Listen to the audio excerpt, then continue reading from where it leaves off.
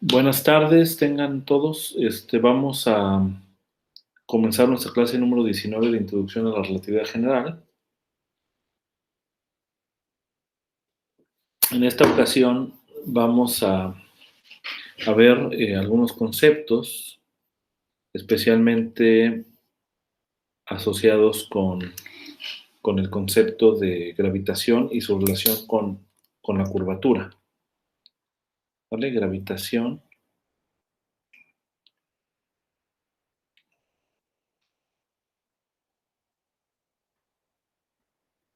Va a ser prácticamente conceptual y más adelante vamos a ver cómo surge todo este rollo. Entonces, en el contexto gravitacional, digamos, no existe, o sea, en el contexto de la teoría de la relatividad general, no existe una separación intrínseca entre el concepto de gravedad y el concepto de fuerzas inerciales. Recordemos que fuerzas inerciales son las que son producidas porque estamos situados en un marco de referencia no inercial. Por ejemplo, al estar atados a la Tierra, pues la Tierra está girando alrededor de su propio eje, eso establece un marco de referencia estrictamente no inercial. Y eso da lugar a fuerzas no inerciales como son la fuerza de Coriolis, etcétera, ¿no? Entonces, en el contexto de la relatividad general, el concepto de gravedad, ¿no? El hecho de que dos cuerpos masivos sean atraídos, viene en el mismo paquete con el concepto de fuerzas inerciales. O sea, las dos cosas van juntas. Entonces, digamos, en un espacio-tiempo general, siempre es posible en un punto dado elegir coordenadas locales tal que los símbolos de Christoffel desvanecen en ese punto. ¿Sale? La gravedad y la aceleración relativa son exactamente balanceadas, ¿no? Ese es el punto, ¿no? Entonces, si yo tengo dado un espacio, una variedad lorentziana, un espacio-tiempo,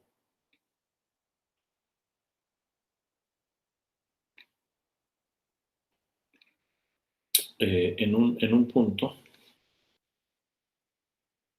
se puede elegir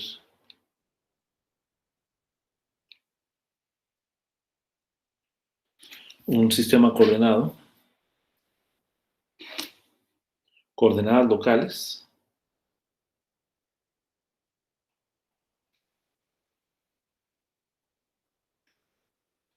tal que los gamma se hacen cero, ¿vale? O sea, los símbolos de Christoffel se anulan. Entonces, esto lo que significa es básicamente que la gravedad y la aceleración relativa se balancean en este sistema coordenado.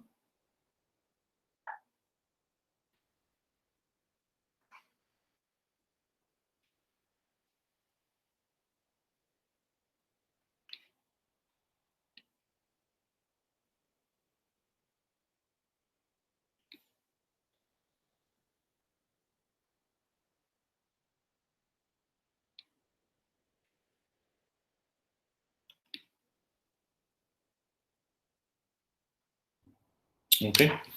Ahora, esto es básicamente lo que este hecho se manifiesta en el fenómeno conocido también como un experimento mental planteado por el mismo Albert Einstein, de que si tú estás en caída libre, sin saber que estás en caída libre, tú básicamente no sientes el efecto de la fuerza de gravedad, ni tampoco sientes el efecto de la aceleración.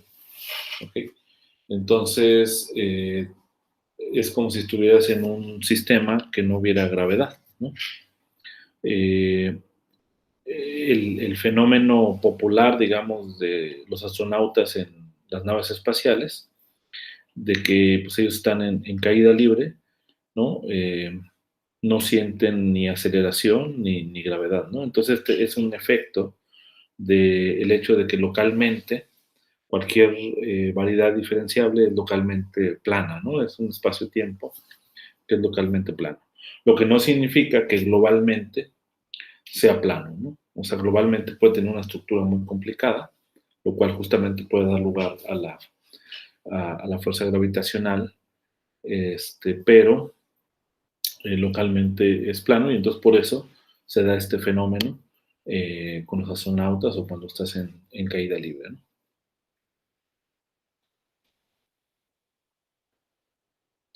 Ahora, en una variedad lorentziana general, eh,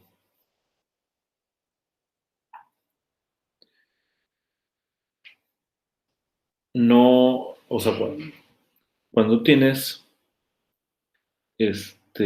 una variedad lorentziana en general, no existe un sistema coordenado, ¿sale? En el cual todos los símbolos de Christoffel desvanezcan en el dominio, ¿sale? En otras palabras, una familia de geodésicas no puede ser en general representada por líneas rectas.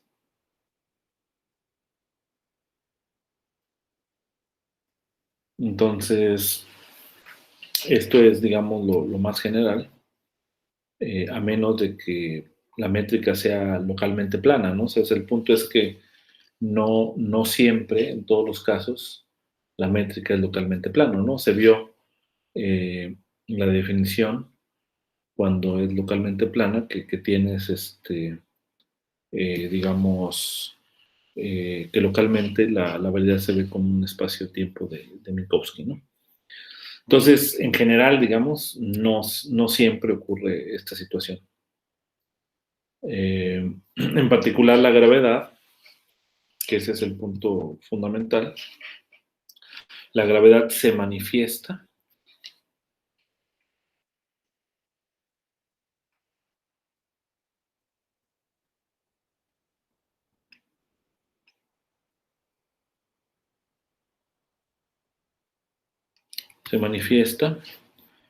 eh, por una curvatura de Riemann distinto de cero.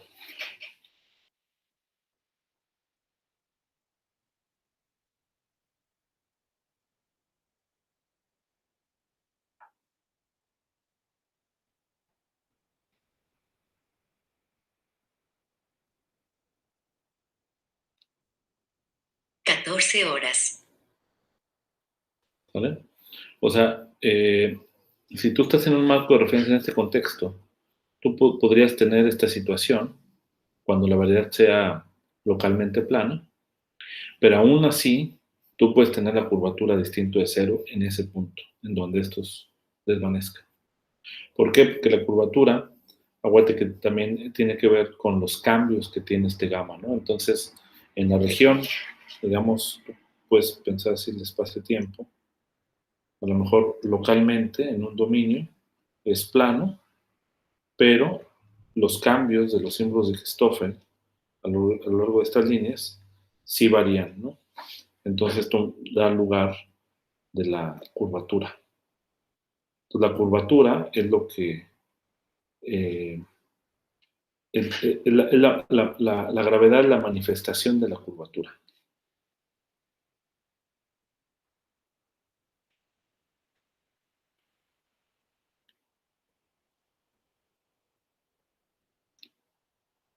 ¿Ok? Bien, y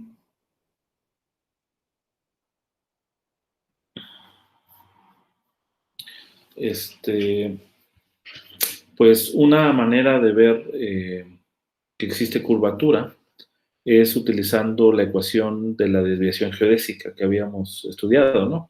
El movimiento de una partícula en la cercanía bueno, en la región donde el espacio-tiempo es curvado, ¿sale? Es descrito por esta ecuación geodésica que vimos y esa tiene implícitamente bueno, tiene la información de la curvatura, ¿no? Este, Ahora, existen observaciones y experimentos que han confirmado, digamos, la teoría de la relatividad general. Vamos a mencionarlo nada más. Observaciones, experimentos.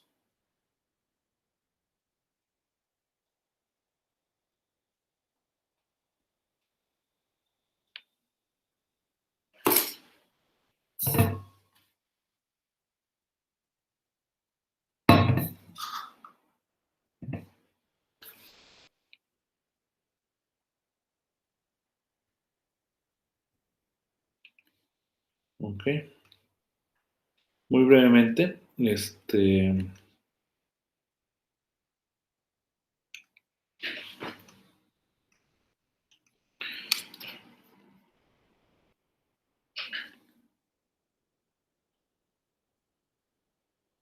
entonces, el primer punto es que la aceleración,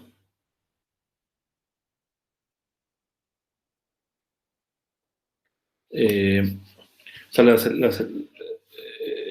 aceleración en un punto, en un campo gravitacional de un cuerpo pequeño, pues, digamos, este fenómeno asociado con lo que ya había observado Galileo y Newton desde tiempos inmemoriales, sobre el hecho de que el movimiento de un cuerpo sujeto a la presencia de un campo gravitacional no depende de la naturaleza del cuerpo, ¿sale? Esto también se preserva en el contexto de la teoría de la relatividad general, ¿no? O sea, no depende, digamos, el hecho de que haya un cuerpo que está moviéndose en la cercanía de la Tierra, de la fuerza del campo gravitacional que produce la Tierra, utilizando un cuerpo u otro, el resultado va a ser el mismo, ¿no? O sea, no depende de la naturaleza del cuerpo. Entonces, se ha verificado, ¿no? Este fenómeno hasta una aproximación del orden de 10, ¿no? O sea, el movimiento. Este es el primer experimento.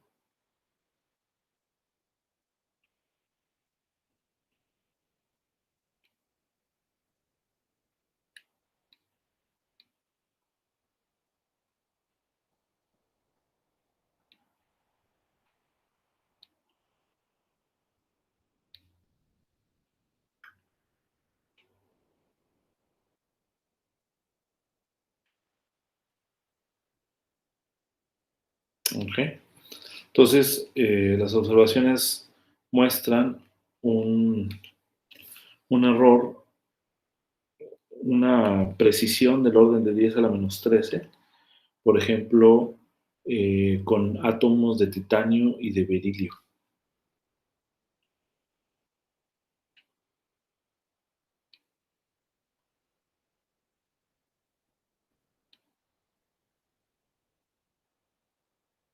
¿Ok?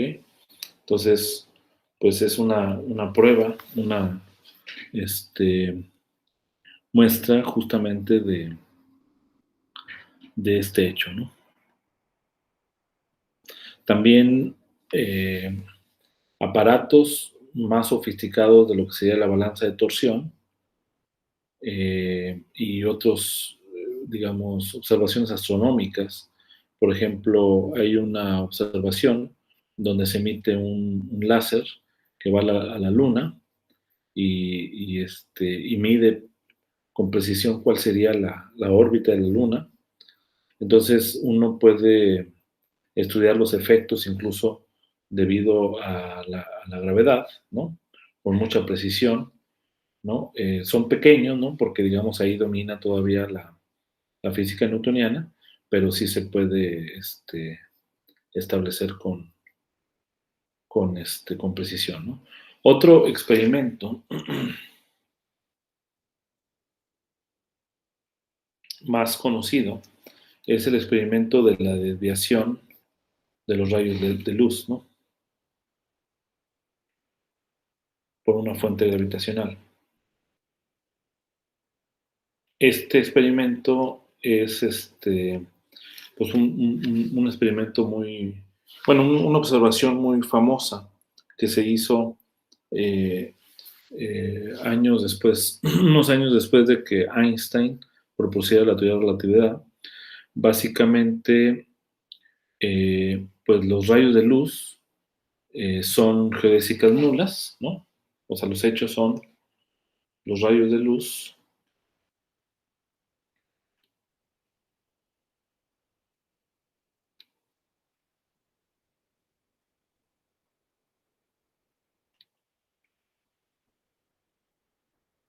son geodésicas nulas eh, y, y la luz es desviada o deflectada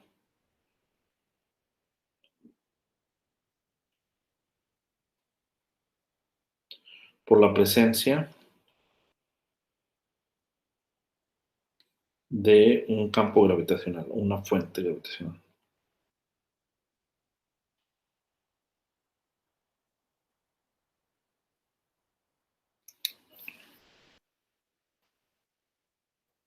¿Ok? Eh, entonces, el experimento o la observación más famosa, pues es la que llevó a cabo Eddington en un eclipse solar, eh, en donde, digamos, observó por primera vez lo que sería la, la curvatura o los efectos que tiene la curvatura del espacio-tiempo sobre el movimiento de los rayos de luz alrededor del Sol.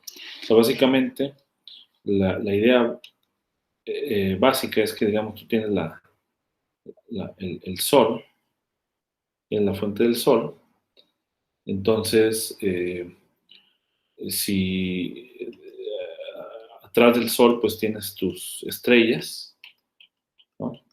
Y estas estrellas, pues emiten luz que van a viajar, van a pasar por la cercanía del Sol, ¿no? Esa luz.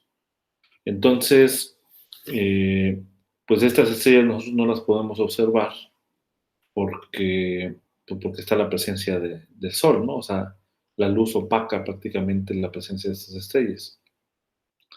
Pero en un eclipse solar, donde pues estaría oscuro, eh, todo esto sería oscuro porque va a pasar aquí la luna, digamos. Entonces, yo voy a poder distinguir muy bien en ese momento, justo cuando se logre empalmar, digamos, en la visión a la luna con el sol, voy a poder ver las estrellas. ¿Ok? Entonces, con una placa fotográfica, yo puedo identificar en qué puntos están las estrellas, ¿no? Que es lo que hizo básicamente Eddington, ¿no? Tener sus placas asociada a los lugares en donde deben estar las estrellas. Es una placa fotográfica. Este, y esta región del espacio, pues tú también la puedes observar en otro momento, ¿sale? Cuando el Sol no está presente, ¿no? Desde otro punto de vista, etcétera. Entonces tú puedes comparar la placa que, de esta región del espacio cuando el Sol no está presente. Y entonces, al comparar las dos placas, pues tú tienes que ver si la luz no se desvía cuando pasa cerca del Sol, pues entonces las estrellas deben ocupar la misma posición en las dos placas, ¿sale? Pero si la luz sí se desvía, entonces va a haber algunas estrellas, que es justamente la luz que pasa cerca del Sol, que van a tener una desviación de su lugar, ¿no?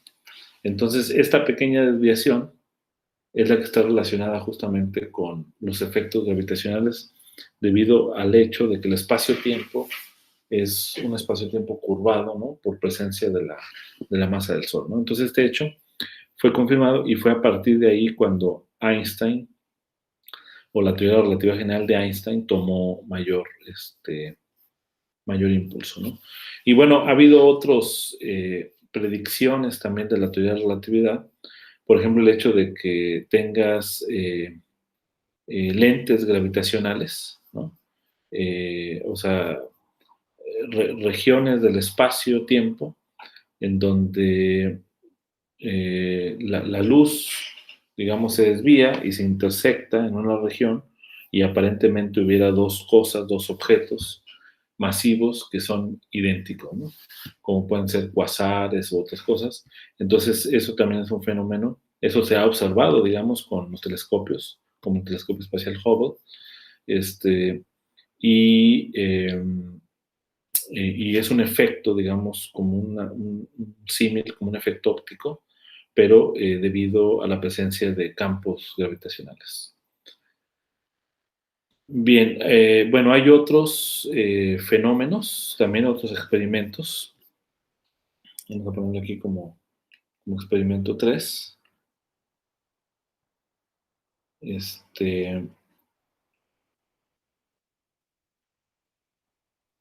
Ok, que tienen que ver con el tiempo propio.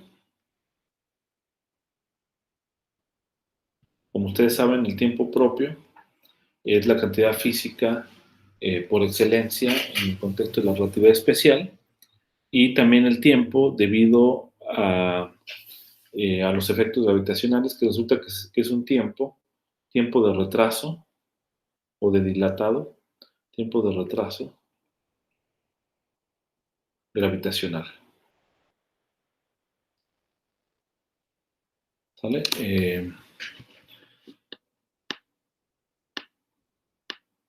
Bueno, una de estas cosas es o sea, una consecuencia de la realidad de la dependencia del tiempo en la presencia del campo gravitacional es la observación del corrimiento al rojo en el espectro que tienen los átomos, ¿no? En un campo gravitacional. Eso es un fenómeno interesante. O sea, digamos, un átomo,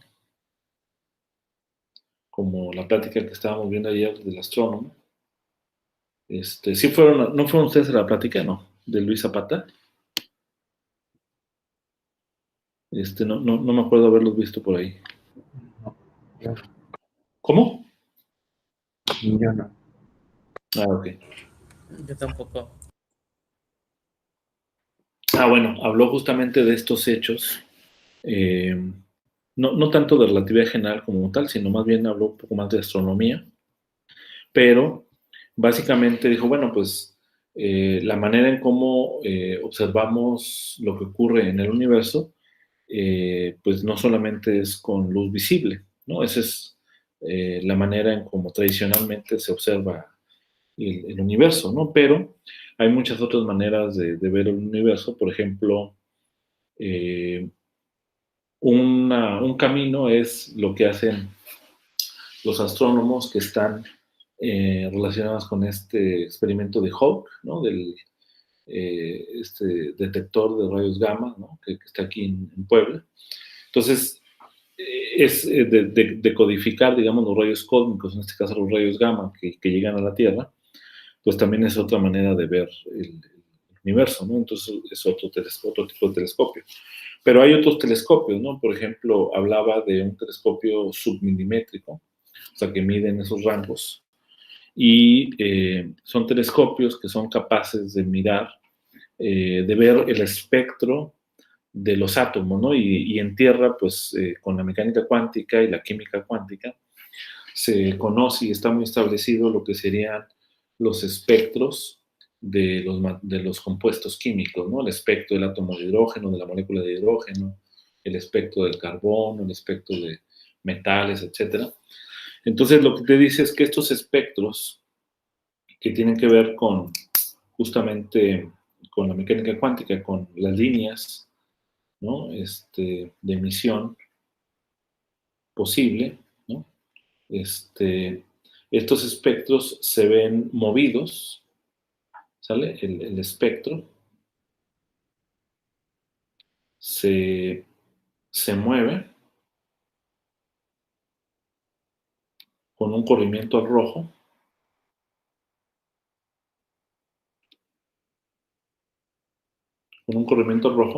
en presencia de campos gravitacionales.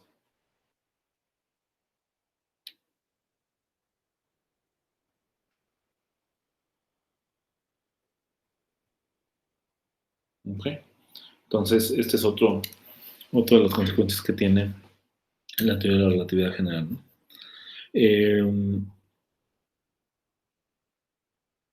Y bueno, este tipo de experimentos se han hecho, digamos, no estamos viendo ningunos detalles, pero por ejemplo, en los 60, dos investigadores, Pound y Repka, midieron el corrimiento de las líneas espectrales debido a la variación del campo gravitacional con la altura sobre la superficie de la Tierra en su laboratorio, ¿no? Entonces, este es un experimento interesante, ¿no? Porque lo pueden hacer en Tierra. Otro fenómeno que también es interesante es la cuestión de la sincronización de los relojes, ¿no? Y ya con este vamos a terminar. Nada más son platicaditos así. Y ustedes si quieren pueden, de hecho va a haber una tarea en la que van a investigar un experimento para validar la teoría de la relatividad general, ¿no?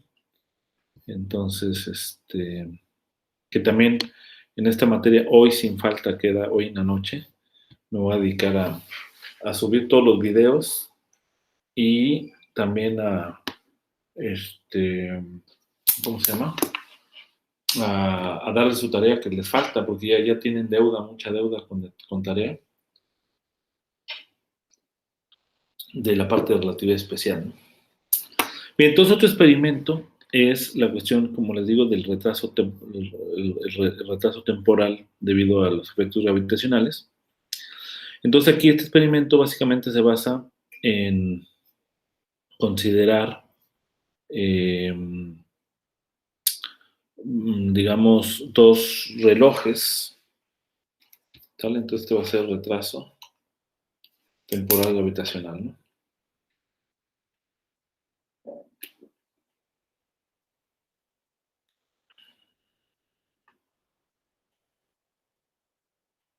Entonces imagínense la situación en la que yo tengo un reloj, o sea, tengo aquí el,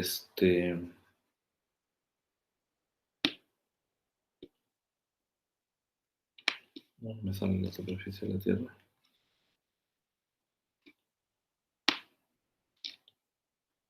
Ahí está. Tengo aquí un reloj, ¿sale? Al tiempo 0 y altura 0. Bueno, x1, 0. Y a una altura h tengo otro reloj, ¿vale?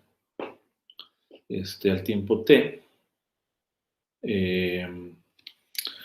perdón, a la altura x1 igual a h, ¿no? Esta está a la altura x1 igual a 0. Y vamos a suponer que estamos en la misma posición del espacio, ¿no? Del plano. Entonces, y vamos a considerar que t, el periodo este sería TH y este sería T0, ¿vale? O sea, es el tiempo que tarda en dar la vuelta a las manecillas del reloj, de este reloj y de este reloj, pero este está a la altura h y entonces hay aquí gravedad, ¿no? Obviamente vamos a considerar gravedad de Einstein, ¿sale? Porque en el caso de la gravedad newtoniana, si yo estudio, digamos, la diferencia temporal de este reloj y de pues no hay ninguna diferencia, ¿no? Porque el tiempo es absoluto y entonces va a caminar de la misma manera el tiempo en este reloj que en este. ¿Sale? Entonces, vamos a considerar estos los periodos y la métrica que consideraríamos de Einstein, o bueno, de la gravedad, sería esta métrica con esta función n, que no es muy claro aquí, pero nada más va a depender de x1, ¿sale? Y esto va a quedar mucho más claro cuando hagamos el análisis post-newtoniano o newtoniano de la gravedad, o sea, cuando encontremos justamente a la relatividad, digo, a la gravitación newtoniana a partir de Einstein, de que esto justamente es lo que está relacionado con el potencial gravitacional. Después tengo este G11 de X1, que tiene que ver con la altura, y luego los otros dos términos, G y J de XY, de XJ, que aquí nada más tomamos 2 y 3, ¿no? Que son las otras coordenadas espaciales. ¿Vale? Entonces, el tiempo, digamos, si se envían señales que empiecen y finalicen en un periodo del reloj, ¿no? Que está en tierra, pues estas señales se pueden hacer a través de transmitir rayos de luz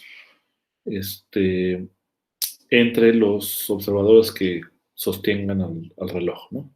Entonces digamos que se van a emitir rayos de luz, digamos, de aquí a acá y luego de regreso.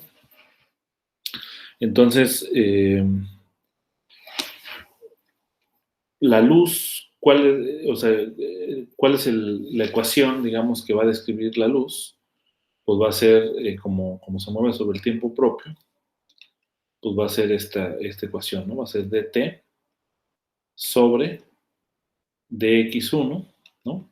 O sea, acuérdate que t es una de las coordenadas del espacio-tiempo, no es como tal el tiempo, ¿no? O sea, es otra coordenada.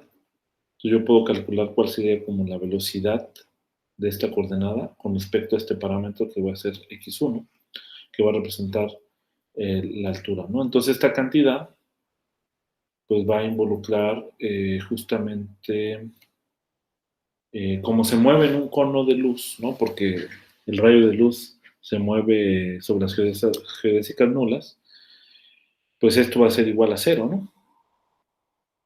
¿Vale? O sea, el tiempo propio es igual a 0, ¿no? O sea, esta cantidad es igual a 0, entonces, digamos, esto de acá va a ser igual, y cuando yo divida o tome la derivada con respecto a x1, estos dependen de x2, entonces esto no juega, ¿no? Entonces esto de aquí va a ser igual a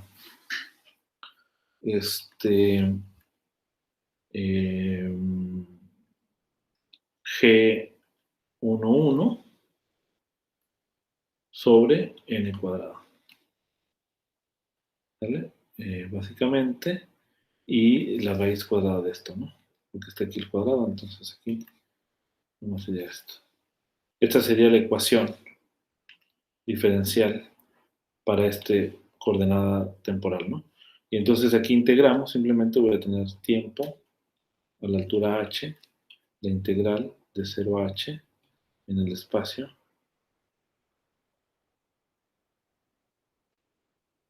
sobre n, que también depende de x1, más el tiempo al tiempo 0. ¿No? Esa sería básicamente la ecuación. Y entonces, la diferencia en los tiempos entre los dos, pues pareciera ser la misma, ¿no? Entre este reloj y no dependiera. Pero en relatividad general, así, al igual que en el caso de la relatividad especial, los tiempos que son físicos son los tiempos propios, ¿no? Y en este caso, los periodos asociados a los relojes son los tiempos propios, ¿no? No es este tiempo que está aquí, ¿no? Entonces,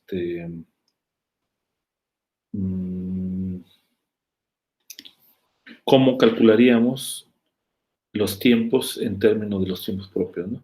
Entonces, básicamente lo que tenemos es lo siguiente.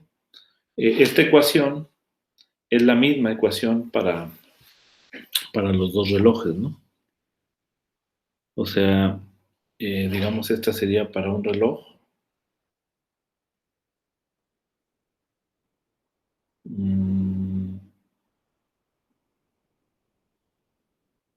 Y la misma ecuación sería para el otro reloj.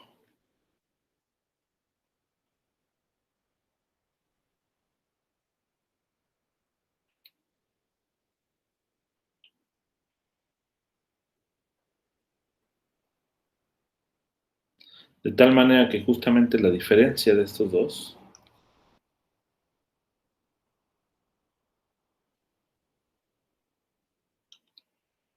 pues es la misma.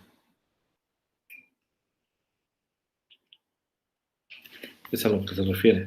O sea, la diferencia entre los tiempos, la coordenada temporal, entre las dos señales emitidas y recibidas, pues es la misma.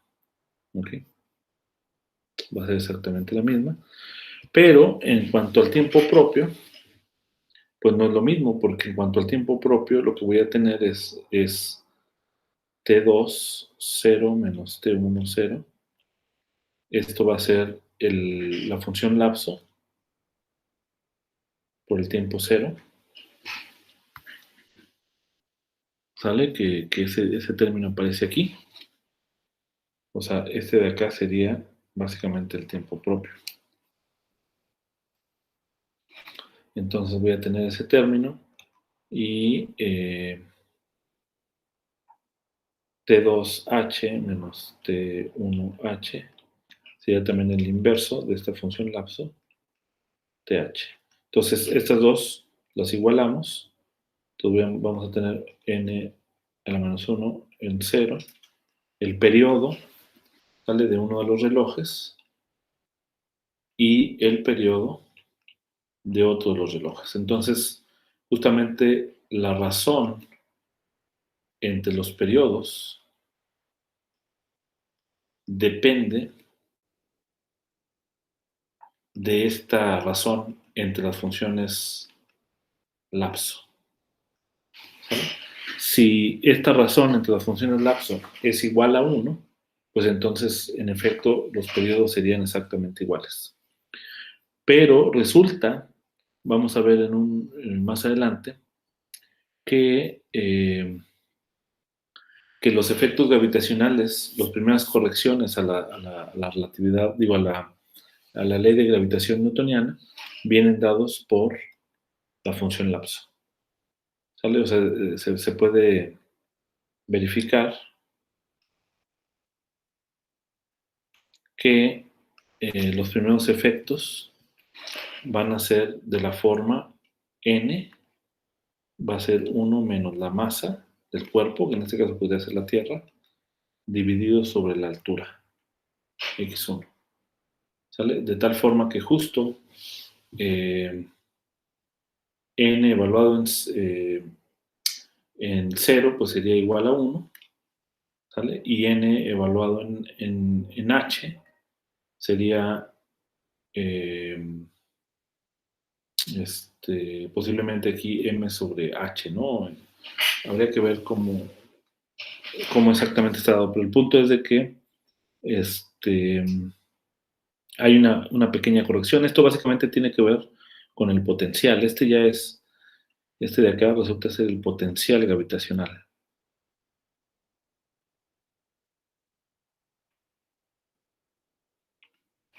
¿Vale? Entonces, ese sería el potencial gravitacional. Posiblemente este término sería R, ¿no? El radio de la Tierra al punto 0, ¿no? Entonces sí hay una corrección, digamos, en el periodo, ¿no? Y esa corrección es lo que se llama el tiempo, creo que aquí hay un error. Ajá, sí, debería ser al revés. Aquí debería ser H y 0. Entonces, el tiempo, pues claramente este factor va a ser menor que 1, ¿sale? Este de aquí va a ser menor que 1 por este término que aquí lo resta. Entonces, el tiempo TH va a ser menor que el tiempo T0. Entonces, hay un retraso temporal, ¿no? Y ese retraso temporal es un efecto meramente gravitacional. Entonces, este tipo de retrasos gravitacionales son los que se utilizan hoy en día, por ejemplo, para hacer con precisión el envío de señales, ¿no? Cuando nos comunicamos a través de teléfono o cuando queremos dar una posición a través del GPS. Entonces, todo esto se ajusta con conceptos, al final de cuentas, y con cálculos que tienen que ver con la relatividad general. Ok, no sé si hasta ahí hay alguna pregunta.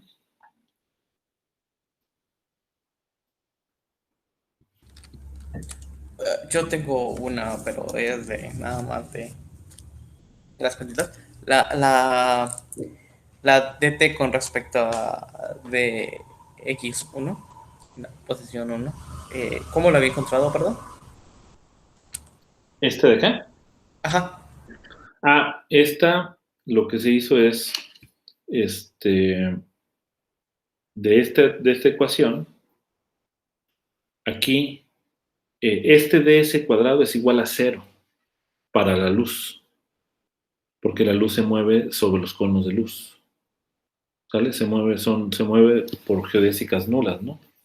Entonces, este ds cuadrado es igual a 0, ¿sale? Ahora, ya que tengo ds cuadrado igual a 0, derivo con respecto a x1 o divido sobre x1.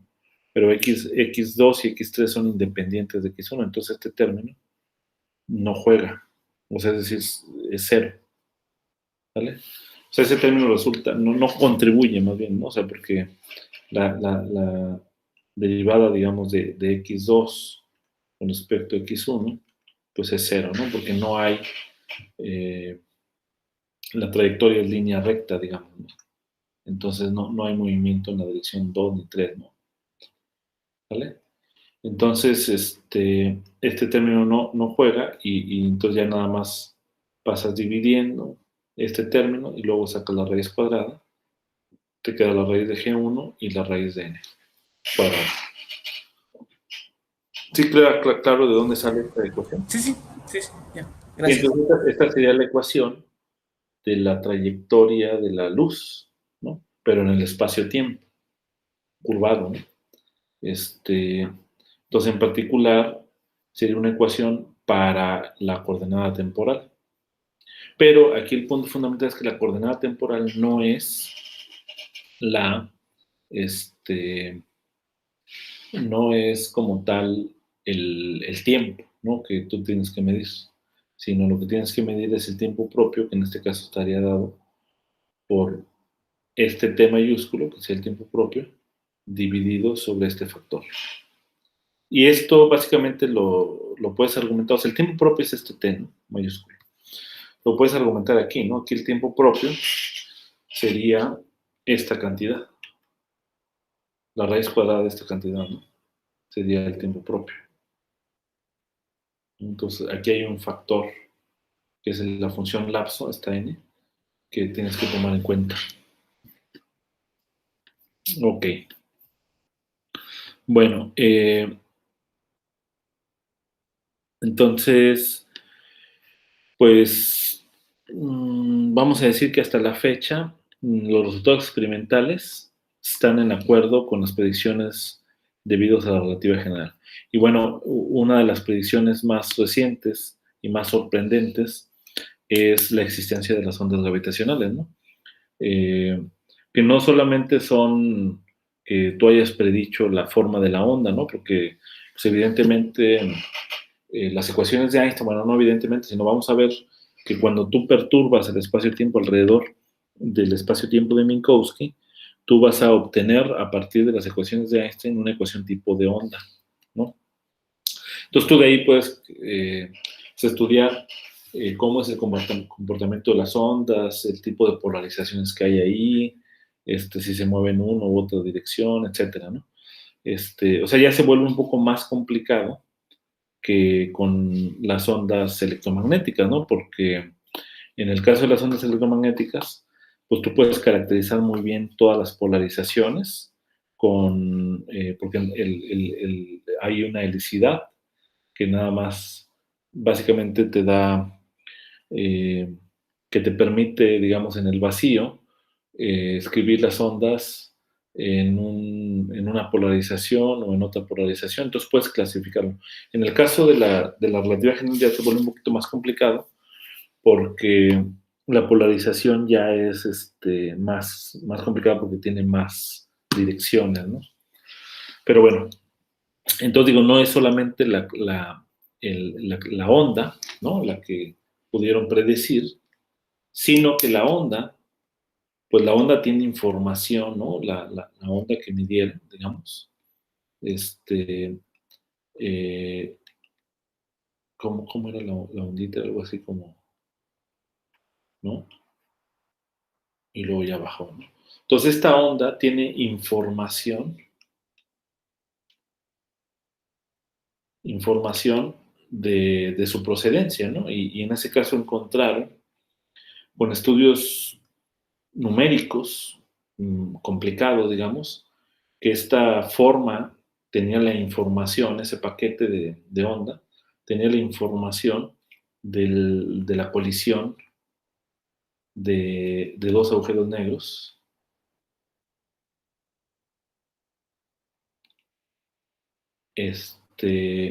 hace, que será 2 billones de años. ¿Vale? O sea, hace 2 billones de años chocaron estos dos agujeros negros y la onda expansiva se esparció por todo el universo y nos llega con esta frecuencia, ¿no? Que se puede traducir.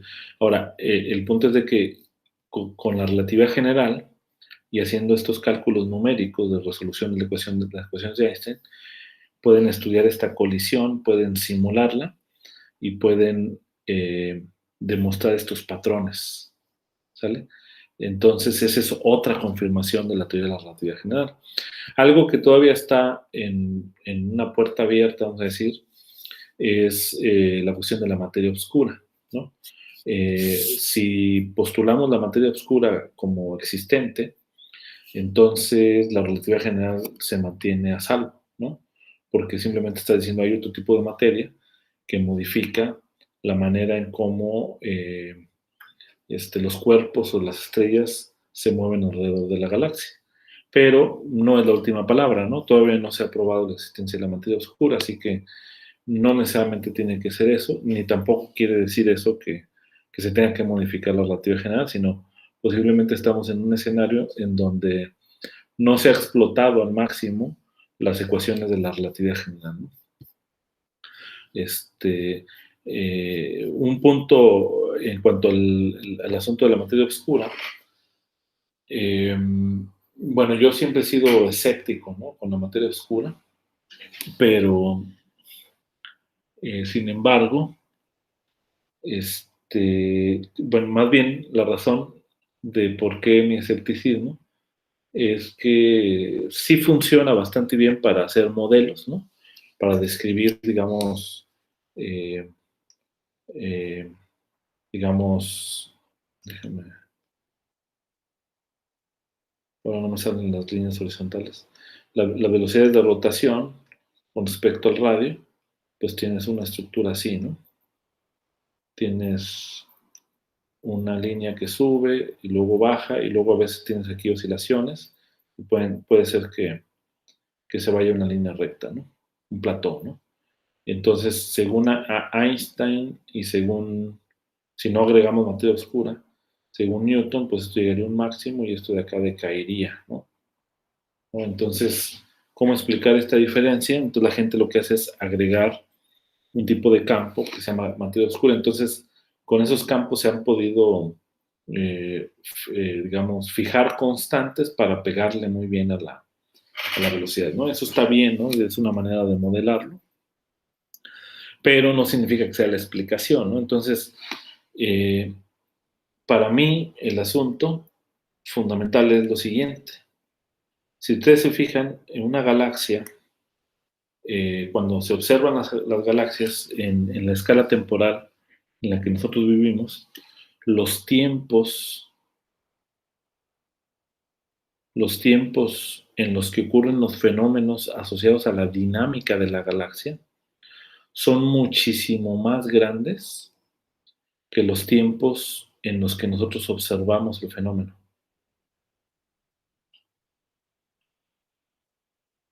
¿Sale?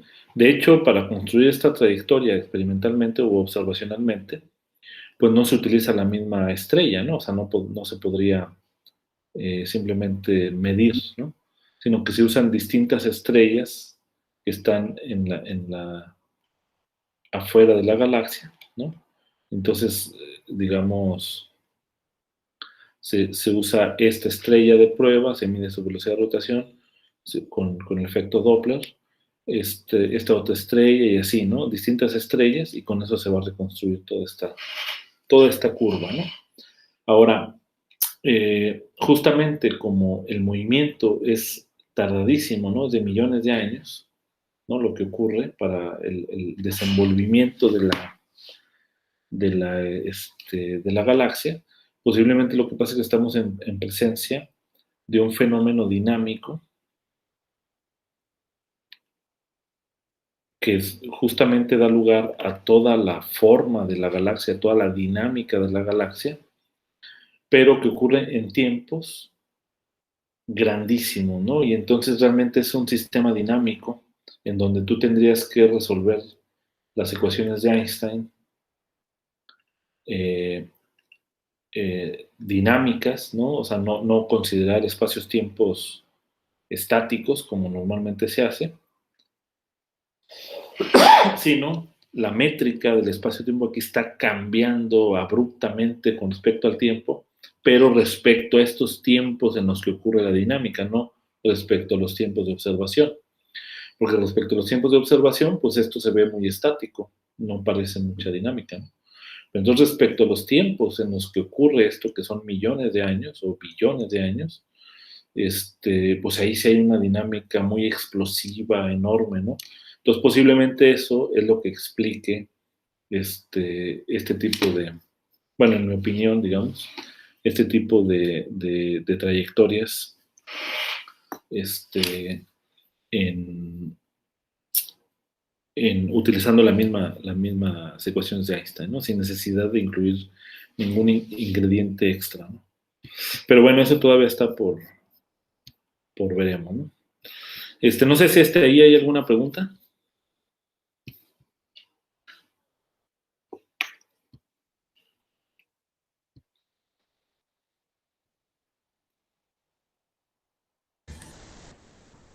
Um, Habló de una métrica dinámica, ¿no? ¿Cómo se vería esa métrica? No, bueno, simplemente lo único que estoy diciendo es que si tú te fijas, muchos sistemas que se estudian con métricas, vamos a decir TT aquí, en donde esta depende nada más del espacio, ¿sale? Depende de las 3 coordenadas del espacio, digamos, ¿no? Y acá igual las otras coordenadas. Entonces, estos espacios son los llamados espacios estacionarios, espacios-tiempo estacionarios. Obviamente esto hace que se facilite enormemente el cálculo, etcétera, ¿no? Pero, les digo, considerando el hecho de que los tiempos son larguísimos en los que evoluciona una galaxia, pues lo más, ¿cómo se dice? Natural sería considerar la métrica, aquí 0,0, aquí mejor 0,0, que también depende del tiempo, o sea, no estacionario. Esta es la forma más general, ¿no?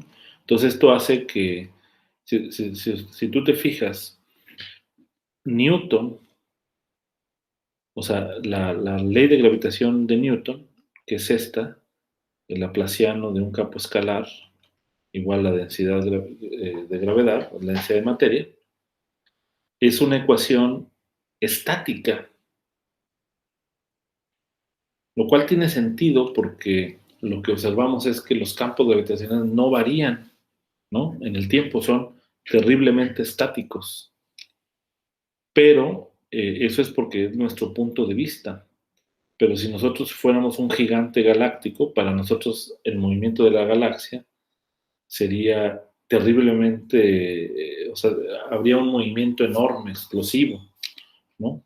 Y entonces, en ese sentido, pues, tú necesitas bueno, la teoría de Einstein claramente es la teoría que incorpora la parte temporal, la parte dinámica, ¿sale? Del espacio-tiempo, ¿no? ¿Sale? Digamos, así como las ecuaciones de Maxwell, son ecuaciones que involucran la parte temporal, ¿no? La divergencia del campo eléctrico, pero también tienes el rotacional de igual a menos, la derivada con respecto al tiempo, ¿no? Entonces involucra la parte temporal. Igualmente, la relatividad general es justamente lo que hace. O sea, digamos que Einstein es como decir nada más esta ecuación. Digo, Newton es como decir esta ecuación, ¿sale? Y Einstein es incorporar todas estas ecuaciones, ¿no?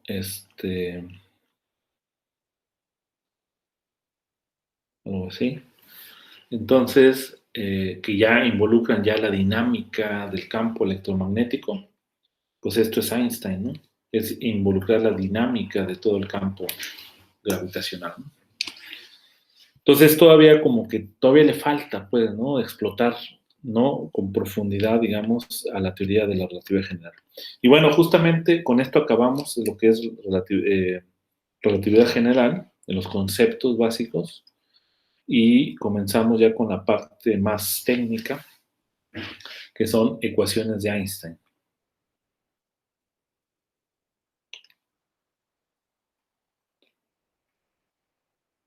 Y bueno, obviamente hoy en día, dado que hay muchos fenómenos que no los explica completamente Einstein, pues se extienden las teorías, ¿no? Especialmente en la parte cosmológica. Se hacen otro tipo de modelos, se generalizan a las teorías, por ejemplo, FDR, etcétera, ¿no? O sea, hay toda una gran cantidad de propuestas, ¿no? Como ustedes han visto, ¿no? Entonces, pero bueno, en esta sección vamos a ver solamente lo que serían las ecuaciones de Einstein y listo. No sé si hasta ahí hay alguna pregunta, observación, o no sé si eso aclare tu pregunta, Jesús. Sí, de claro. ¿Y sería algo en lo que usted trabajaría o algo así? ¿Cómo? No, nada. ¿Qué decías, Jesús? No te escuché bien. ¿No se escuchan? Ajá, no escuché la última parte, que si sería algo que qué. Con lo que usted trabajaría. Ah, Esto sí. que nos está. Sí, de hecho, ¿Es un proyecto que tiene? a mí me gustaría desarrollar ese proyecto, no he podido realmente sentarme a plantearlo, porque es un proyecto un poco ambicioso, ¿no? Y posiblemente requiera, mm, pues, trabajo numérico, ¿no? Pero sí, definitivamente es un tema interesante que a mí me llama la atención, ¿no? Este, pero bueno, ahorita lo que he estado haciendo más bien es como gravedad análoga, o sea, en cuanto a la gravedad, en el sentido de que tratar de hacer una mímica, digamos, de los sistemas gravitacionales en el contexto de materia condensada, ¿no? Al parecer hay muchas similitudes y entonces la pregunta es ver si ciertos fenómenos que, por ejemplo, tú no puedes desarrollar en el universo porque pues, no puedes tener control de ellos, quizás los puedes desarrollar en un experimento de mesa, eh, pero con un fenómeno análogo, ¿no? Entonces, por ejemplo, hay algunos sistemas materiales como las membranas, ¿sale? Que también son geometrías, digamos, dos dimensionales en este caso, y en donde tú puedes agregar un espacio de tiempo tres-dimensional, digamos.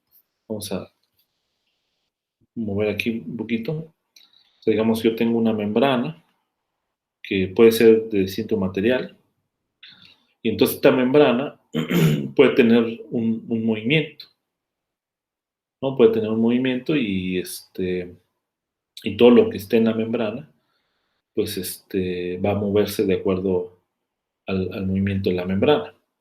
Entonces, la membrana misma se puede describir con una métrica que es justamente una métrica tiempo espacio-temporal, pero solamente donde aquí va de 1 a 2, ¿no? O sea, este es espacio-tiempo, esta es la parte espacial. Entonces, la cosa es estudiar la dinámica de la membrana, pero donde ahora estos coeficientes dependen del tiempo, ¿no? Y tener un poquito de mayor control en un experimento más que posiblemente se pueda reproducir, ¿no? Y esto nos puede dar idea de lo que puede ocurrir en un fenómeno más complejo, en donde ya tienes tres dimensiones, ¿no? En el universo, ¿no? Pero bueno, no sé si eso responde la pregunta, Jesús. Sí, sí, sí. Gracias. Perfecto. Bien, entonces, en el contexto de las ecuaciones de Einstein, básicamente lo que nos dice el principio de covariancia y el principio de equivalencia de Einstein es que si yo tengo una teoría que es compatible con la relatividad especial, la teoría compatible con la teoría de la relatividad general basta con reemplazar, digamos, el espacio-tiempo de Minkowski por el espacio o la variedad lorentziana, ¿no? Entonces, digamos, yo tengo el espacio-tiempo de Minkowski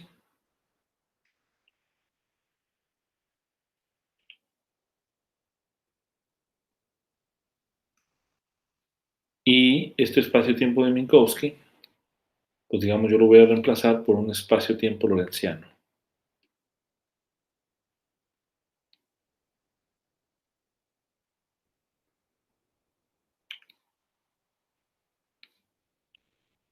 Bueno, este sería eta, ¿no? Y m lo voy a poner. De Minkowski y aquí eta. Y acá tengo una variedad más general que sería el espacio-tiempo lorentziano, ¿no? Entonces, básicamente, como decíamos al inicio, los coeficientes de conexión de la métrica G, ¿no? Van a incluir, digamos, los efectos gravitacionales y las fuerzas inerciales que puedes tener en la variedad, ¿no? Entonces, hay marcos, digamos, de referencia en un punto dado de la variedad lorentziana, de tal manera que, como veíamos al inicio, los efectos gravitacionales y los efectos debido al marco de referencia inercial cancelan, de tal manera que pareciera como que no hubiera ni gravedad ni hubiera aceleración, ¿no? Como por ejemplo los astronautas que están en las naves espaciales. Ok.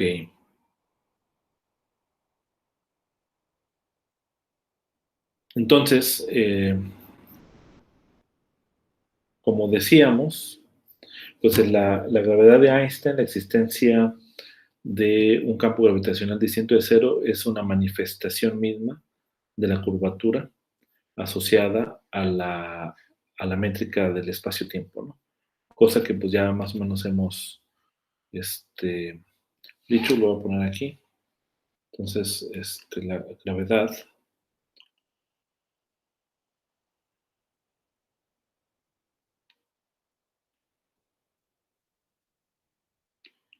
es una manifestación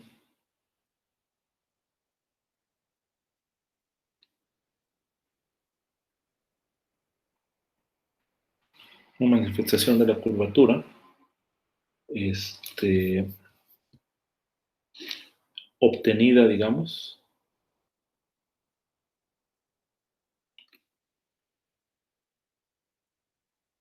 o no obtenida, sino de la curvatura del espacio-tiempo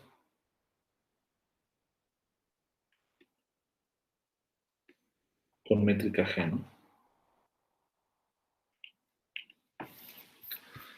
Ok.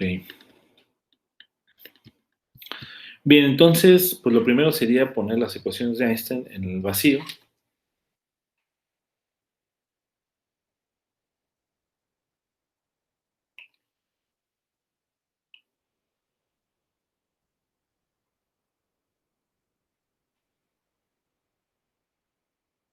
En realidad, pues ya las hemos visto, hasta las derivamos, ¿no? Utilizando el principio variacional. Pero bueno, vamos a recordarlas porque vamos a empezar a trabajar con ellas, ¿no? Entonces, lo primero es que Einstein, pues en el vacío no pudo llegar a la conclusión de que era la curvatura de Riemann la que era igual a cero, porque cuando la curvatura de Riemann es igual a cero, entonces el espacio-tiempo es plano, ¿ok? Entonces la curvatura de Riemann no es un buen candidato para escribir las ecuaciones de Einstein o las ecuaciones del campo gravitacional en el vacío. Entonces, pues llegó justamente ahora sí que fue una propuesta, ¿no? Que después calibró con el límite newtoniano, ¿no? Quizá a lo mejor trabajó con varias propuestas, ¿no? Y la que le convenció era esa debido a que correspondía, digamos, con lo que se observaba de acuerdo con Newton. Entonces, la propuesta básicamente fue que en el vacío está dada la gravedad a través de desvanecer el escalar de Ricci. ¿Okay? Entonces, 15 horas. Digamos, un candidato natural para la ecuación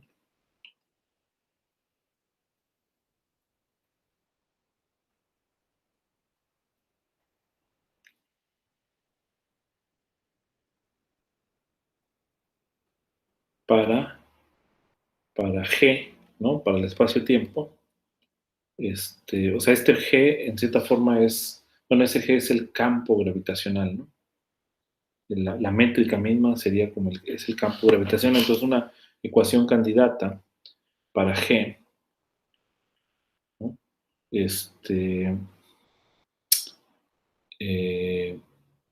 En el vacío es hacer el escalar de Ricci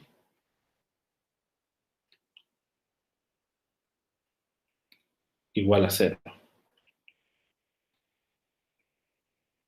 O sea, hace R, que depende de la métrica, igual a cero. El hecho de que el escalar de Ricci sea igual a cero no significa que la curvatura de Riemann sea igual a cero. ¿Vale? Entonces, uno de los argumentos que se daba pedagógicamente de por qué Einstein había llegado a esta ecuación era porque esta ecuación en cierta forma eran segundas derivadas de la métrica, ¿sale? Y entonces eso era similar, digamos, a lo que se encontraba, por ejemplo, en el contexto electromagnético, donde también tienes segundas derivadas del potencial, por ejemplo, del potencial eléctrico. Entonces, si se hace una analogía burda, este G es como los potenciales electromagnéticos, o el potencial electromagnético en AMU, ¿no? Es similar a este, y este RG, que es la ecuación de este potencial, digamos, o de esta métrica, en esta analogía, sería el análogo, por ejemplo, a la ecuación de Laplace, ¿no? O a una ecuación que satisfaga este potencial, ¿no? Ok, entonces, pues si uno escribe las ecuaciones explícitamente, pues uno se puede verificar que esto representa el escalar de Ricci sobre G, digamos, es como un operador diferencial de segundo orden, ¿no? Entonces, en ese sentido tiene sentido, ¿no? Ok. Y bueno, si nosotros escribimos en forma explícita,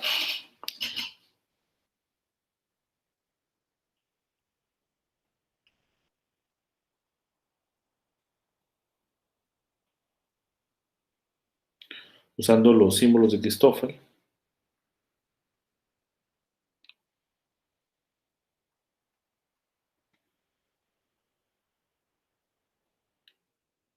de acuerdo a lo que vimos al inicio, pues esto de acá es lo mismo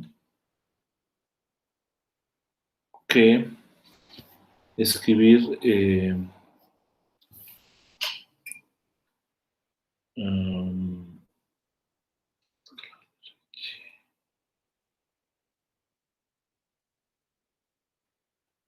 bueno, sí, en realidad es el tensor de Ricci, ¿no? En realidad, ¿no? Es el tensor de Ricci.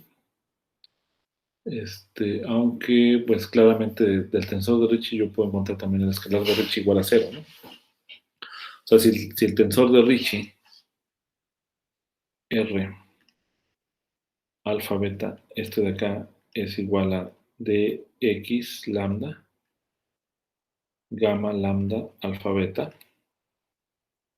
De hecho, no va a caber, bueno.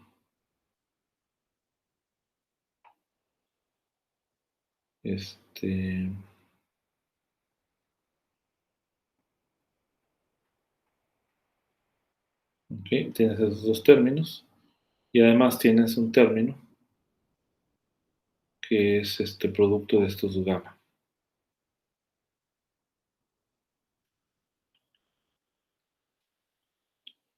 Gamma, lambda, alfa mu, gamma, mu, beta, lambda, ¿no? Entonces, de acá y de acá tiene que ser igual a cero, ¿no? De acá sería la ecuación de Einstein, o sea, R alfa beta igual a cero. Que esto de acá sea igual a cero no significa que el Riemann sea cero, ¿no? Porque el Riemann, acuérdense, o sea, el R alfa beta en términos del Riemann es G, vamos a decir mu, nu, R, mu, no, vamos a ver, mm, déjame, bueno, tenemos mu, alfa, nu, beta, ¿no? O sea, estos dos, de acá sería el Ricci. Entonces, que sea cero no significa necesariamente que el Riemann sea igual a cero, ¿no? Obviamente una solución es el plano, ¿no? Y entonces ahí sí, en efecto, pues lo satisface, ¿no? Pero hay muchas soluciones que tienen un tensor de Riemann igual a cero, pero no son planas, ¿no? Entonces, y bueno, ya sabemos que la gamma, el símbolo de Christoffel, pues está dado como un medio de G lambda mu derivada alfa G lambda no, Gmu. Gmu alfa, beta. Intercambiamos. Y luego derivamos con respecto a mu, G alfa, beta. ¿Ok? Este sería el otro símbolo ese es el símbolo de Christoffel. Entonces, ustedes se fijan, estas son primeras derivadas de la métrica. Y este de acá, con esta otra derivada, pues ya te daría segundas derivadas de la métrica. Y entonces esto hace que las ecuaciones de Einstein en el vacío, pues sean ecuaciones hipercuasilineales de segundo orden. Así se les llama. Matemáticamente son ecuaciones hipercuasilineales de segundo orden. Entonces, R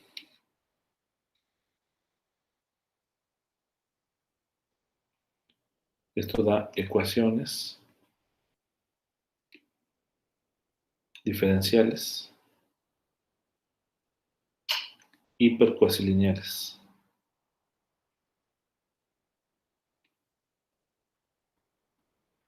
de segundo orden. ¿Okay?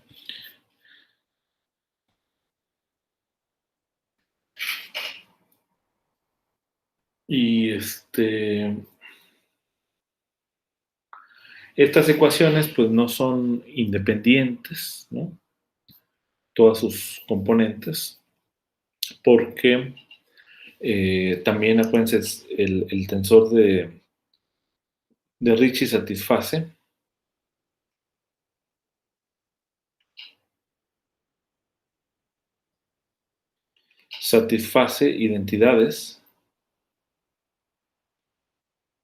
identidades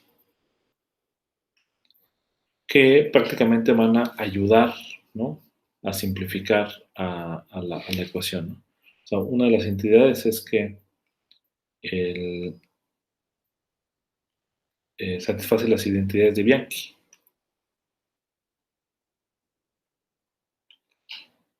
Una es que la derivada del tensor de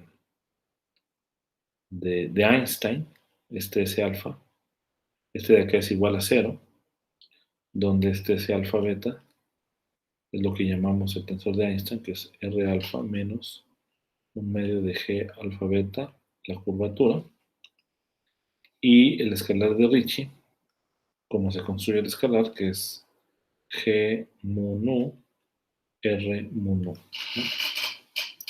Entonces, pues claramente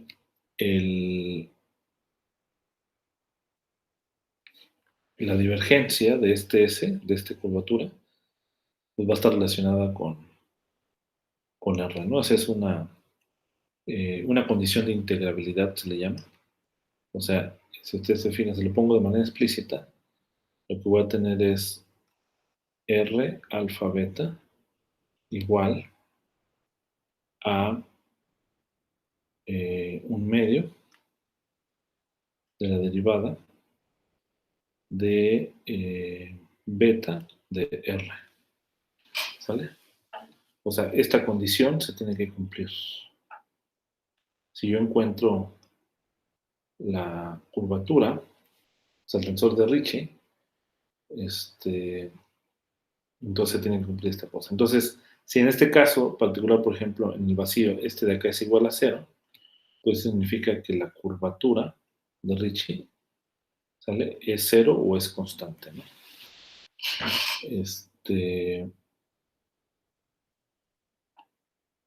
Pero, pues, en un momento que veamos las ecuaciones de Einstein por materia, pues es esto igual a la materia. Entonces, si yo elimino la materia tomando la traza, ¿no?, o simplemente haciendo que esto es igual a 0, automáticamente obtengo que la curvatura, ¿sale? O sea, es decir, el escalar de Ricci es igual a 0. El hecho de que el escalar de Ricci sea igual a 0 tampoco significa que el espacio-tiempo automáticamente sea plano, ¿no? Porque aquí las curvaturas en el espacio-tiempo es el tensor de Riemann, ¿no? Para que el espacio-tiempo sea plano, el tensor de Riemann es el que tiene que ser igual a 0. Esto, por ejemplo, marca una diferencia con otros espacios de otra dimensión. Por ejemplo, en el caso de superficies, yo tengo una superficie que está encajada en orden 3. Ahí sí, si la curvatura análoga a R es igual a 0, ahí prácticamente el espacio es plano, ¿no? Intrínsecamente plano, aunque puede ser extrínsecamente curvo. Ok, ahora cómo serían las ecuaciones con fuentes, ya con eso terminamos.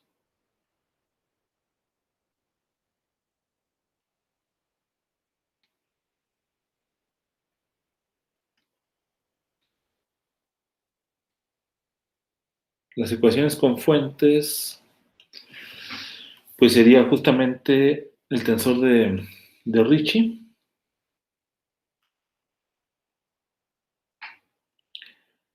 la métrica, el escalar de Ricci,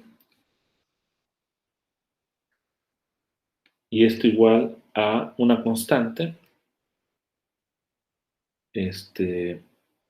multiplicado por el tensor de energía-momento. Básicamente esto.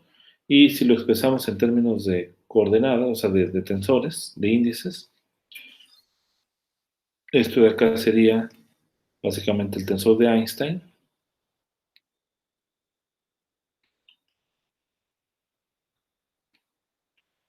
por la curvatura igual a esta constante por el tensor de energía-momento.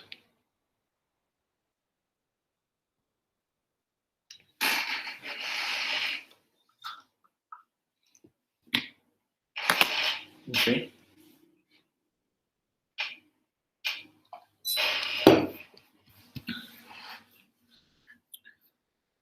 Y esta constante G resulta por la correspondencia, ¿sale? Cuando se hace el límite newtoniano, esta sería 8pi, la constante de Newton.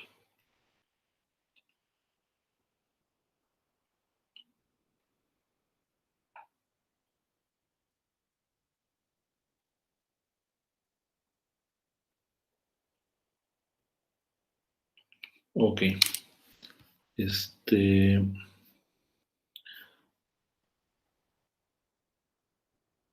Ahora, tiene sentido que Einstein ha llegado a la conclusión de que este tensor que se lleva por su nombre sea proporcional, digamos, al tensor de energía-momento, porque de este lado,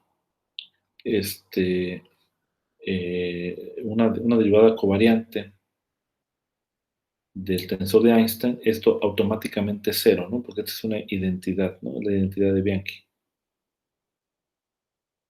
Entonces, pues lo que estuviera del otro lado tendría que ser una cantidad física que fuera también libre de divergencia, y entonces pues justamente el tensor de energía-momento es libre de divergencia, ¿no? Esto es conservación, leyes de conservación.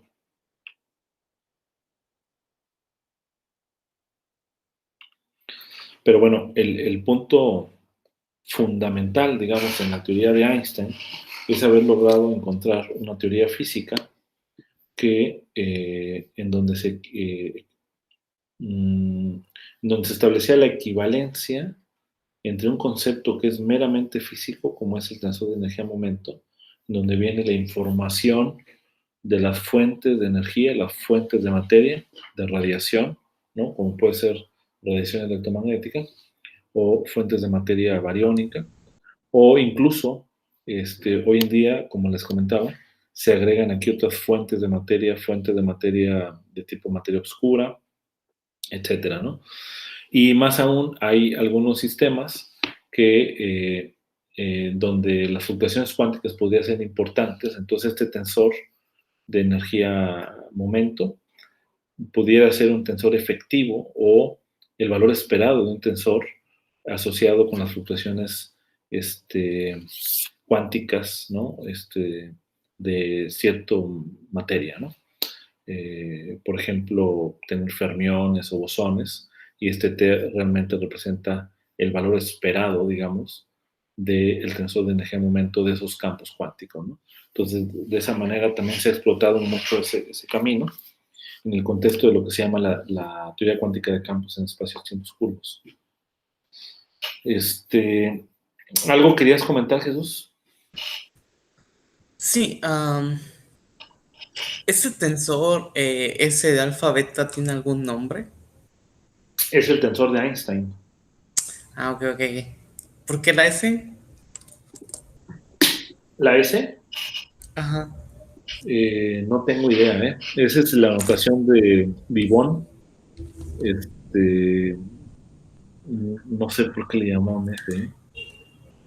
Ok. En otros libros, eh, hay otro libro, mira, aquí tengo uno, ahorita que estoy en mi oficina, ahorita les voy a recomendar un buen libro, pero es un clásico, ¿no? No es tan nuevo, que se llama, pero bueno, un poco más dirigido a ti, Jesús, que tú eres gravitólogo. Es el de Weinberg, no sé si ya lo conocías. Steven Weinberg escribió un libro que se llama Gravitation and Cosmology, Principles and Applications of the General Theory of Relativity.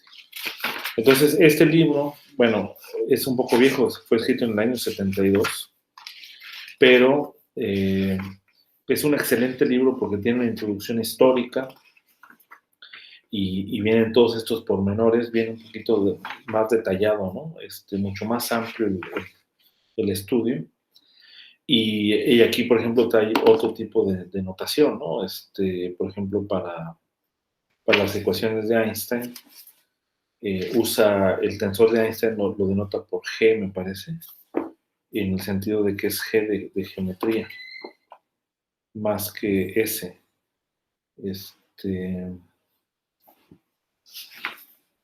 Ajá, sí, se denota por Ok. Es que la pregunta iba porque creía que tenía algo que ver con... Porque ese mismo tensor aparece en la solución cuando no tenemos materia, ¿no? Entonces creí que tenía algo que ver con eso. Igualada a cero, pero en este caso no está igualada a cero. Sí, sí, exactamente. Sí, sí, incluso acá, sí, acá en el contexto de este libro de Weinberg utilizan, de hecho usa varias convenciones distintas, ¿no? Lo estoy viendo, porque para ellos yo creo que utilizan otra asignatura, ¿no? Porque Weinberg es del área de física de partículas, entonces seguramente utiliza otra asignatura. Pero bueno, el punto es que es el mismo tensor, ¿no? Es el tensor que encontró Einstein para denotar a la parte geométrica. Ok. Y entonces, bueno, pues de lo que trata es de resolver estas ecuaciones, ¿no? Así se escriben de manera muy simple. Incluso en el caso del vacío, cuando este tensor de alfa beta es igual a 0, encontrar las soluciones del lado izquierdo, pues no es trivial, ¿no? Y se han hecho toda una serie de métodos. Se ha explotado bastante el camino que es en donde tienes espacios-tiempos estacionarios, ¿no? Con determinadas simetrías, ¿no? Hay muchas soluciones, muchas no son físicas, algunas quizás sean físicas, ¿no? Por ejemplo, los agujeros de gusano son soluciones también de las ecuaciones de Einstein, pero no se sabe si vayan a ser o no una realidad. Pero, por ejemplo, una de las soluciones más importantes pues, es la solución de Schwarzschild, ¿no? Para describir el comportamiento del espacio-tiempo en la cercanía de una estrella, ¿no? Incluso. Y no solamente de una estrella, sino también de un agujero negro, ¿no? Que también es una estrella, ¿no? Entonces, pero no describe efectos cuánticos, ¿no? O sea, es una ecuación clásica en ese sentido. Es una ecuación que no tiene efectos cuánticos, ¿no? No se conoce aún una teoría de la gravedad cuántica. Hay propuestas, ¿no? Como hemos dicho, pero como son la teoría de las cuerdas, la teoría de la gravedad canónica, pero hasta ahorita no hay una teoría de la gravedad cuántica, ¿no? Como tal. Entonces, pues de lo que se trata al final de cuentas es de resolver esta ecuación con distintos tensores, ¿no? Por ejemplo, vamos a tener las fuentes de materia que ya vimos, ¿no? La fuente de polvo, ¿no? Con su tensor asociado, o una fuente electromagnética con su tensor del campo electromagnético que ya vimos. Y también se pueden modificar, ¿no? Las ecuaciones de Einstein, incluyendo lo que se llama la constante cosmológica, ¿no? Que en su momento Einstein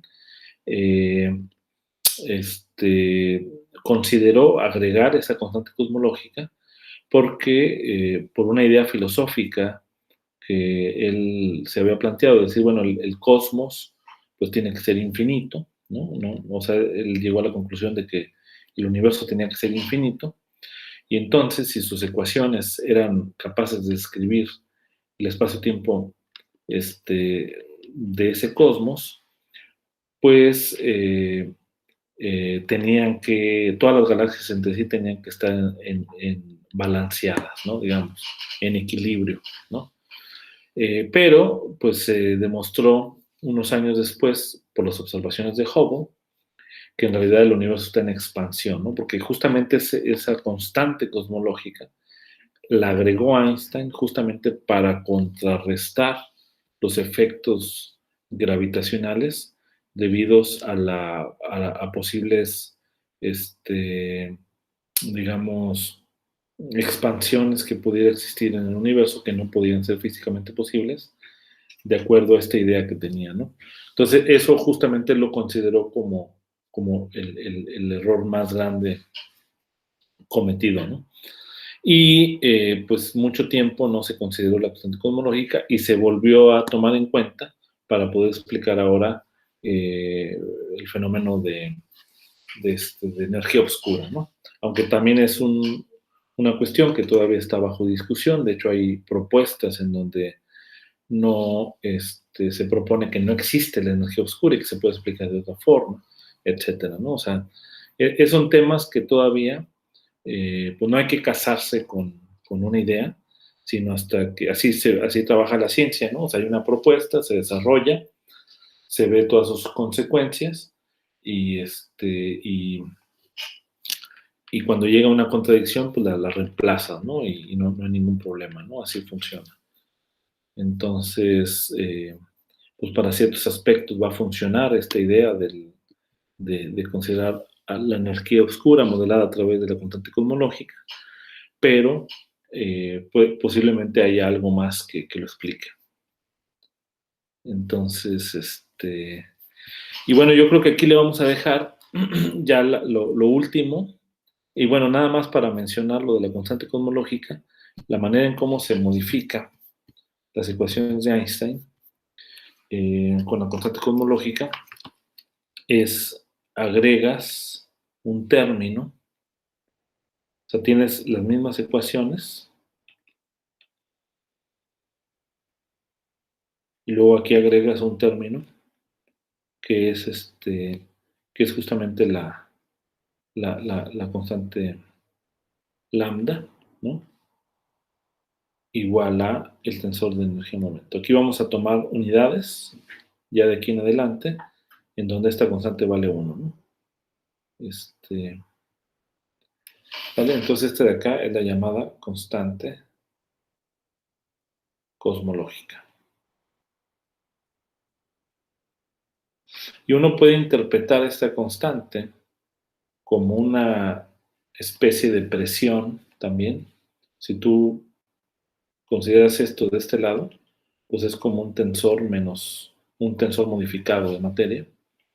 Y entonces también lo puedes interpretar como una presión, ¿no? O sea, ¿de dónde pudiera venir de un principio variacional este término? Pues de un término en la acción que fuera solamente proporcional al volumen del espacio-tiempo por lambda, ¿no? Entonces, en cierta forma, si ustedes se fijan, pues de acá es como una presión, ¿no? como una variable conjugada al volumen, ¿no? En este caso, pues un volumen del espacio-tiempo, ¿no? O sea, de todo el espacio-tiempo. Entonces, este de acá funcionaría como una presión que no solamente actúa en la parte espacial, sino también en la parte temporal, ¿no? En ese sentido. Y entonces, si tú haces una variación de esto, pues esto te va a dar una contribución de esta forma. ¿Ok?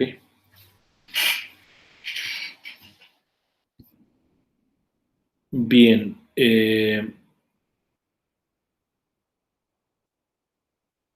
Bueno, pues ahora de lo que trata es de encontrar soluciones, pero bueno, vamos a necesitar caracterizar algunas de esas soluciones.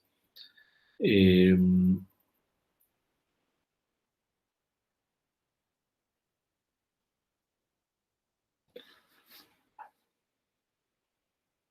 y para eso se tiene que introducir un concepto de regularidad, ¿no?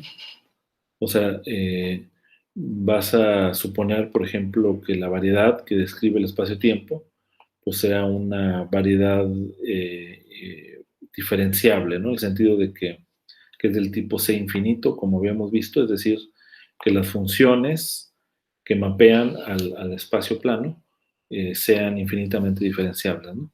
Ese sería un tipo de condición. Y bueno, hay otras condiciones matemáticas, ¿no? Eh, que se pueden considerar, por ejemplo, se puede considerar a un espacio de Hilbert de Sobolev para las componentes de la métrica, ¿no? Que eso, bueno, tiene algunas implicaciones matemáticas, pero bueno, eso yo creo que lo vamos a ver todavía en la siguiente. Y nada más lo vamos a mencionar porque tampoco nos vamos a meter a muchos detalles de eso, solamente algunas consideraciones. Y también mencionar muy brevemente lo que serían las condiciones a frontera en este caso. Acuérdense, cuando tienes ecuaciones diferenciales, pues también tienes que tener ecuaciones a la frontera, ¿no? Pero solamente van a mencionar, no es tan sencillo, ¿no? En este caso, digamos, requiere ya de tópicos matemáticos un poco más avanzados. Y bueno, finalmente llegar a la aproximación newtoniana, ¿no? Entonces, la aproximación newtoniana es la que ya nos va a conectar justamente, la que nos va a establecer este principio de correspondencia con la ley de gravitación universal. Entonces sí lo vamos a ver, yo creo que el lunes por la mañana. Ok. No sé si tengan alguna pregunta.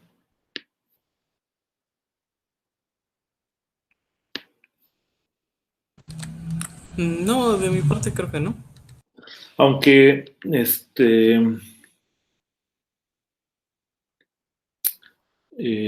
bueno, también estaba pensando quizá la siguiente semana, voy a encargarle nuevamente un resumen.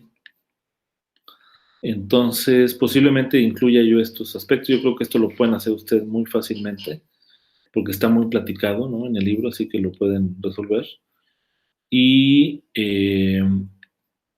pues de hecho, nuevamente resuelve lo que ya hicimos nosotros, ¿no? Al final del capítulo, plantea la lagrangiana de Einstein-Hilbert en el vacío y encuentra cuáles serían las ecuaciones, ¿no? Pero nosotros ya lo hicimos, ¿no?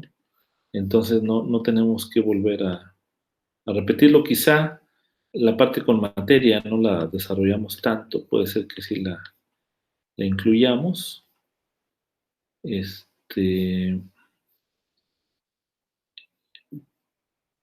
Incluso también menciona nada más el caso con fermiones, cómo se escribiría, por ejemplo, la lagrangiana del modelo estándar cuando tú incluyes fermiones en un campo gravitacional, ¿no?